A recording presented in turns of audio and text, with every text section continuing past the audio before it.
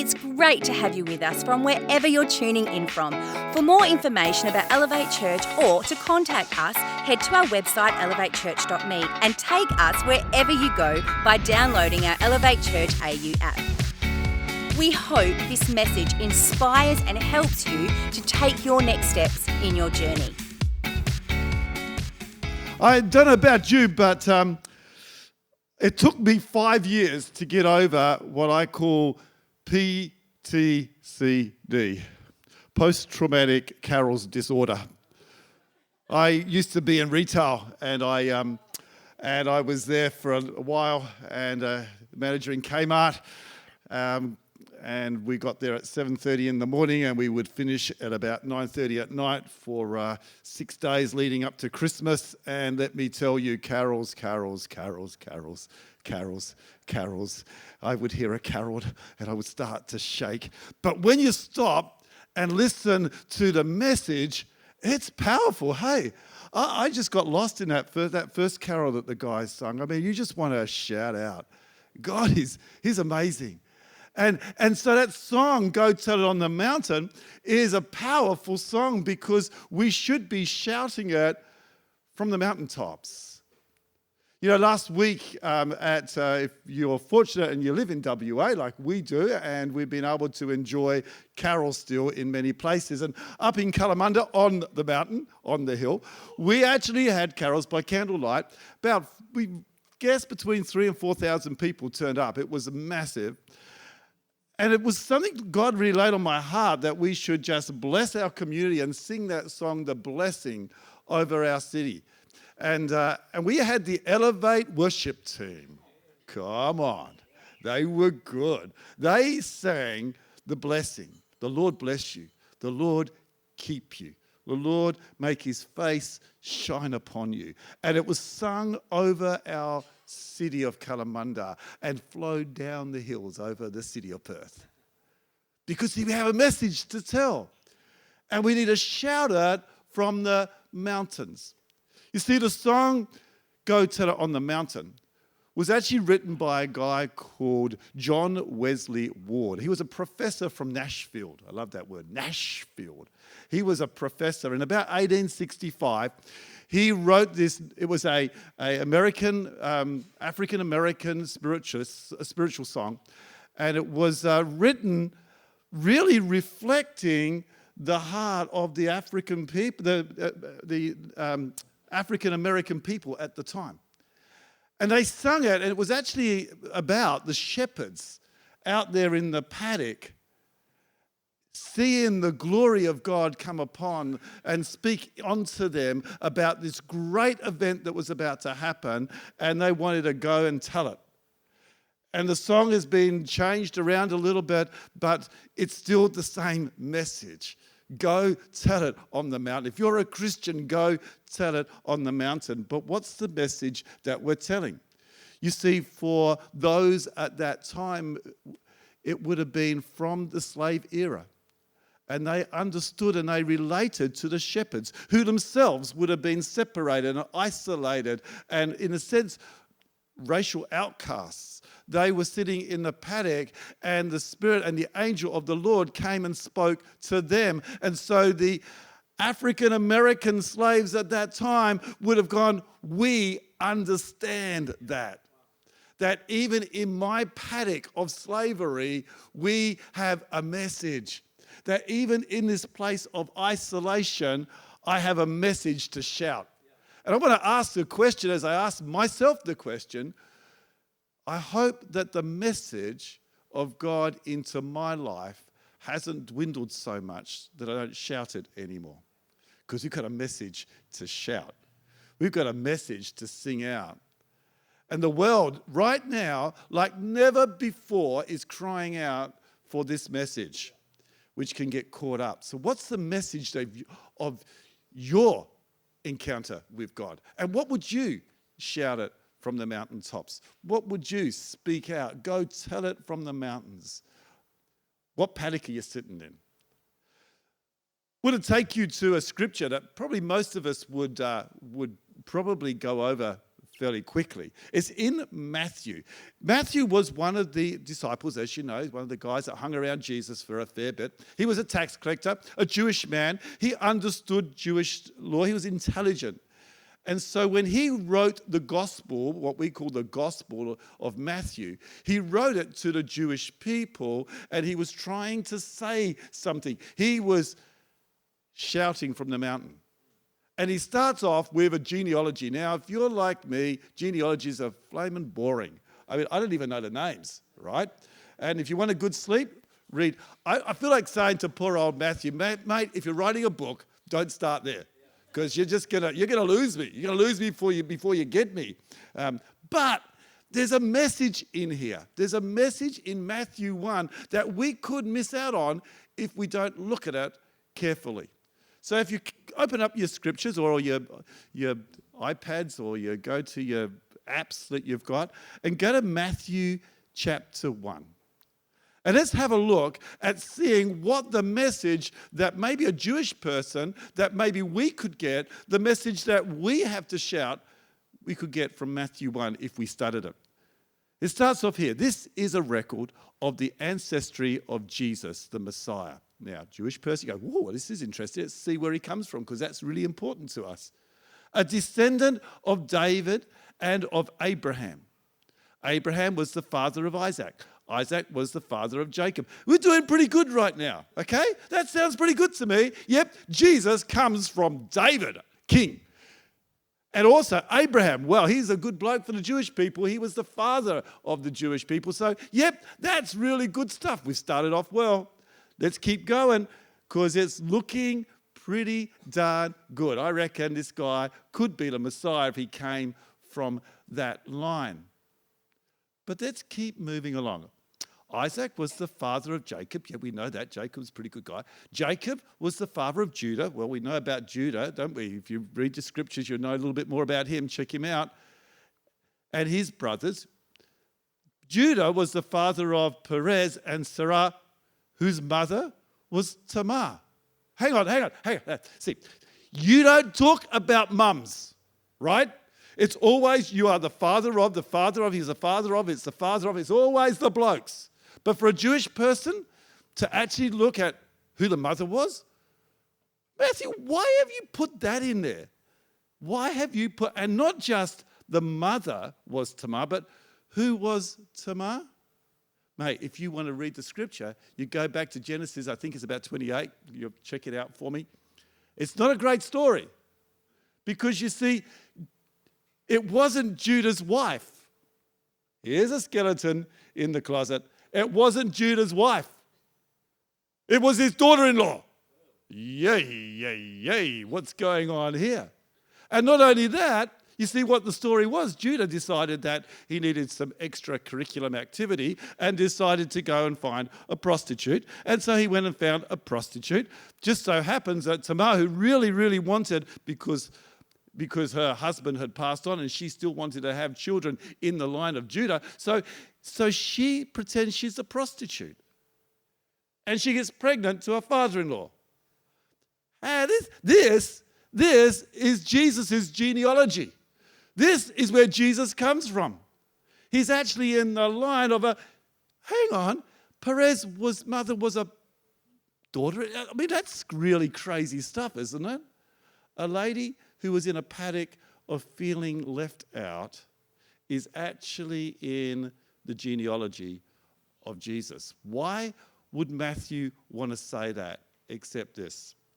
He wants to let you know that Jesus is actually related to all people, no matter who you are.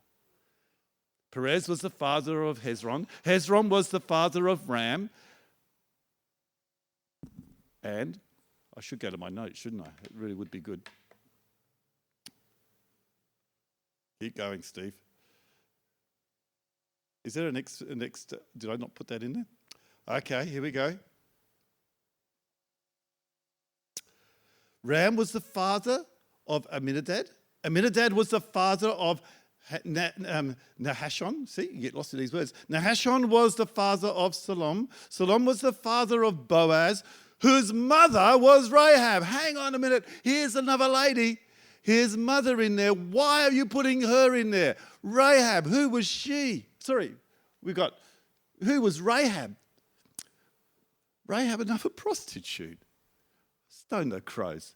And not only that, she was a Canaanite. She wasn't even a Jewish person. And this line's getting a bit messed up now. This is getting really confusing. Boaz was the father of Obed, whose mother was Ruth. Let's chuck another one in there. Who was Ruth? She wasn't a Jewish lady. No, she was a Moabite. You might know the story of that one. She was a Moabite, and she ends up getting related to Boaz because Boaz feels sorry for her, and there's a great story behind that.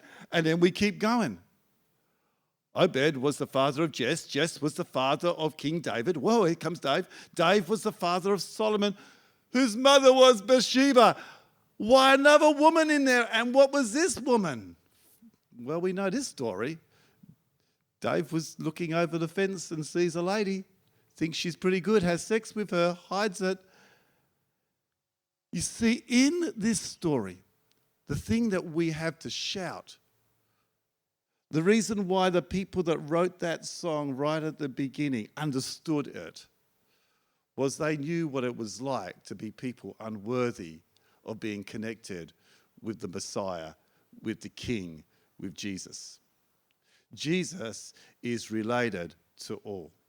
You see, the perfect came through the imperfect for the imperfect.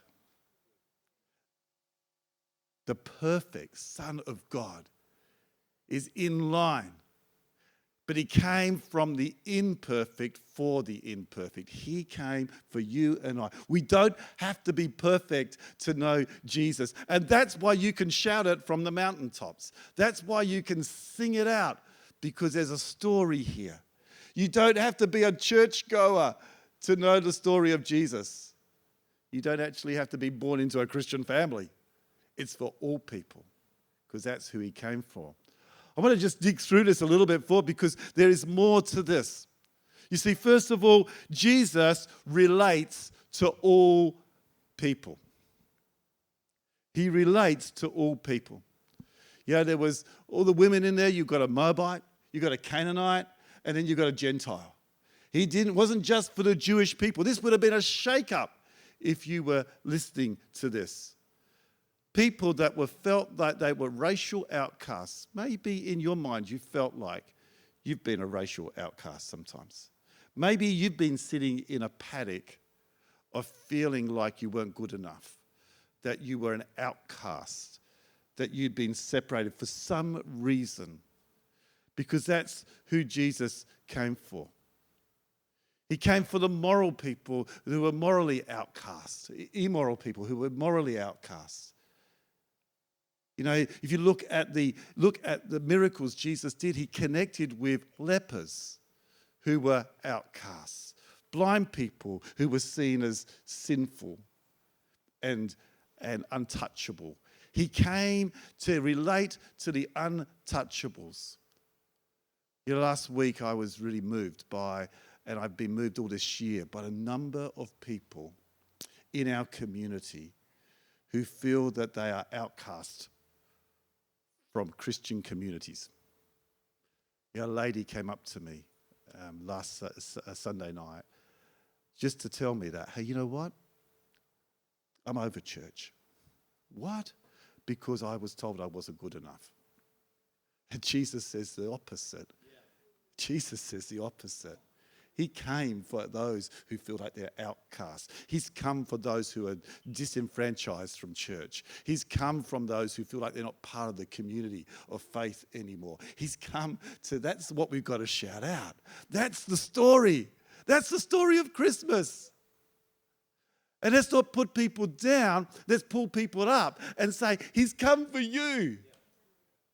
And you don't have to be good enough. You are just going to be you.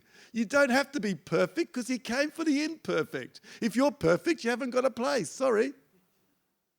But if you're imperfect, you're on. That's the ones he come for. Go tell it on the mountain. He's come for those who feel like maybe they're outcasts. Maybe they're not acceptable. What paddock are you in? What paddock is your neighbour in?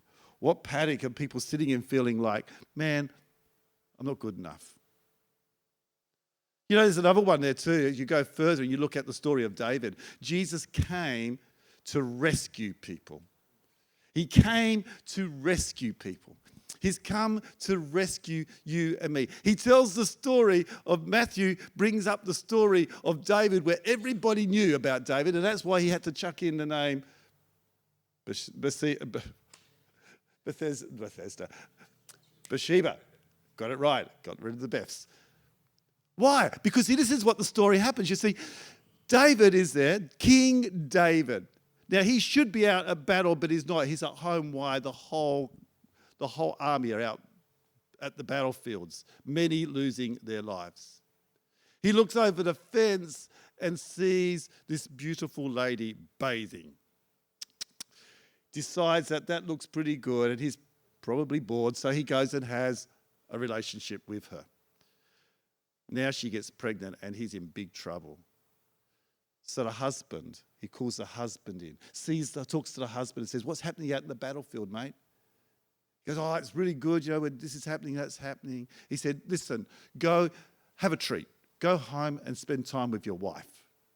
Sounds good, but you see, this soldier was a real soldier. And he said, no, I don't do that while my mates are out there in the battlefield. I'm not going to do that. So he sleeps outside of the house. So he doesn't have a relationship with his wife, because that would be wrong if you're a military man. So Dave hears about this and goes, well, this can't be right. So he gets him drunk and sends him back home again. And still, this soldier man says, no, I'm not going to do that. I'm going to stay outside because my mates are out there dying on the battlefield. So he says to him, Dave goes, what am I going to do now? So he comes up with this great idea.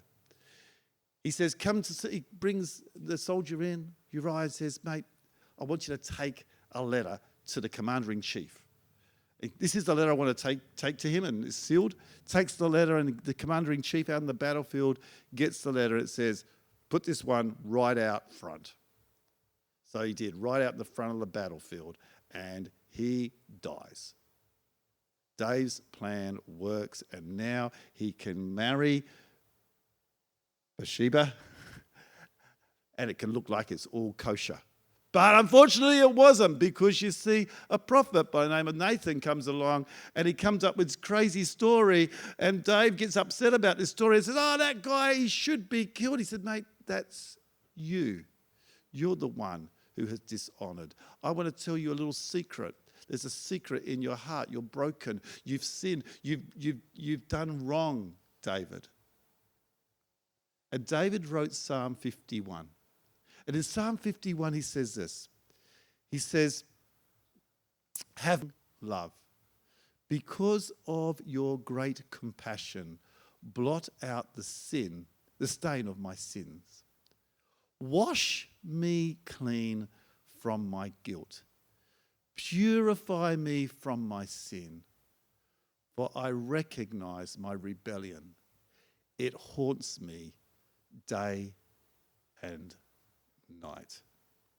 Yes, something we don't talk much about in church anymore, and I think we do. Something I'm learning from hanging around with the guys at Shalom is there's stuff inside that's haunting us day and night. There's things that we know we shouldn't have done, things that we've said that we shouldn't have said, ideas that we've had that we shouldn't have had, things that guys have looked at and women and we shouldn't have looked at. And it haunts us. But we keep it as a secret, and we hide the secret, and it impacts us. And most depression and anxiety and panic attacks are generally caused by stuff that is hidden inside. Jesus came to shine the light in our hearts, not to condemn us, but to free us. You see, we're afraid that we might get condemned. He's coming. I came to set you free. But I've got to shine the light in the dark places that are haunting you. You see, that's the good news. It's not about condemnation. It's about relationship and freeing us up. It's about letting out that stuff that we've been hiding, and David hid it. And he hid it until God came along and sent the prophet to speak into his life.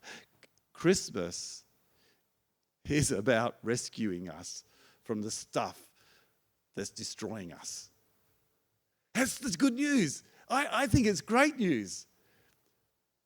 But sometimes we still try and hide it. We suffer from this whole idea of the imposter syndrome. We try and look good on the outside, but on the inside we know it ain't too good. Jesus came to set us free. That's the good news. He's come to rescue us from the stuff that's pulling us down. But the other interesting thing is he came to give you rest. Have a look at this. If you go back down to verse 17 of Matthew, 1, verse 17, it says this. The last part says, all those listed above include 14 generations from Abraham to David, 14 from David to Babylon exile, and 14 from the Babylon exile to the Messiah. This is kind of interesting. You see, 14 is part of 7. 7 in the scriptures, numbers are really important. 7 was a really significant time. 7, it took 7 days. On the 7th day of creation, what did God do? He rested. Who was there? Jesus was there. We know that. We've read that in the scripture. Jesus was there at creation, and they made the world, and on the 7th day, they rested. 7 was really important. 7 is part of the Jubilee year. Jubilee years are the years where all your debts are taken off. Now, you want a Jubilee year if you're into Christmas because your debts are pretty high. But the Jubilee year was good. It was about resting. It was about letting go of stuff. It was about getting rid of debts. 7 was a significant number. And here you see multiples of 7. 14, 14, 14, 42. Jesus is stepping into the 7th of the 7, which is the time of rest. What's the rest from, Steve? The rest is simple. The rest is the rest from having to struggle with religion. You see, religion is hard work. Because religion says, I've got to do this, I've got to do that, I've got to do that to get right. And Jesus came along and said, I'm going to give you rest. You've been working too hard at trying to get yourself right. You see, it's not about working at salvation anymore. It's about relationship and receiving salvation because God has come to earth and He's taken our stuff. He's taken the things that are in our hearts. He's got rid of those. And this is your gift. The greatest gift of all. You can rest from trying to get it right, and you can rest on the righteous one himself who's already done it right. That's the rest. If only we would actually come to him. This is our song. This is our carol. Go tell it on the mountain. Go tell it on the mountain. You can rest in him. Jesus said, come to me, all you who are weary and heavy laden, and I will give you rest. This is the good news. This is what we're going to shout from the mountaintop. This is what you're going to shout with your neighbours. This is what you're going to share with people. Yeah, we've got great opportunities. I'm a bit ripped off this year because Christmas is my favourite time of the year. I love speaking at Christmas time because I think it's fantastic. Christmas Day, spectaculars that we used to have. This year, I'm just going to go and watch. But I thought to myself, I still got opportunity. I can still speak it out to my neighbours. So we've got a neighbourhood barbecue tonight, and I'm going to be sharing it with my neighbours. You see, there's opportunity to speak it from the mountaintops, wherever you are. You've got Christmas coming up. You've got the service coming up on Christmas Eve. Invite people along, not because you want to get your numbers, but because you want to tell them the good news. You want to speak it out. Jesus relates to you. Jesus has come to rescue you. Jesus has come to give you rest. And let me tell you, we've got a society that needs rest right now. They're pretty tired. Try to be something we're not. But Jesus says, I can make you something that you are. Children of the living God. So can I suggest to you the song, Go Tell It on the Mountain? Christians know it. Speak it out. Enjoy it. you've got a great lot to tell from the mountain. We really hope you got a lot out of this message. If you live in the Perth area, we'd love you to join us for one of our live experiences. For times and directions, as well as information about our great Elevate Kids and Elevate Youth environments, head to our website elevatechurch.me. And to partner with us to reach more people by giving financially, head to our website elevatechurch.me and also download our Elevate Church AU app.